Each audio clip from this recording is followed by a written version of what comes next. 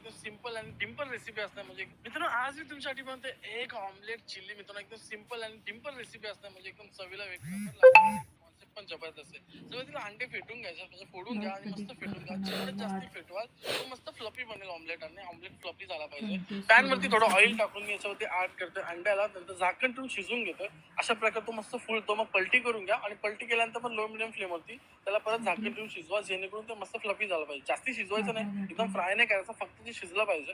मित्रांनो नंतर त्याला कट करा. चिकी कशी कट करतो त्याच टाईपचं आपल्याला कट करून घ्यायचं आणि आपल्याला सिंपली कोटिंग तयार करायचं. जशी आपण कोटिंग चिल्लीसाठी करतो, चिकन चिल्लीसाठी, एग चिल्लीसाठी किंवा जे काही दुसऱ्या गोष्टीसाठी करतो.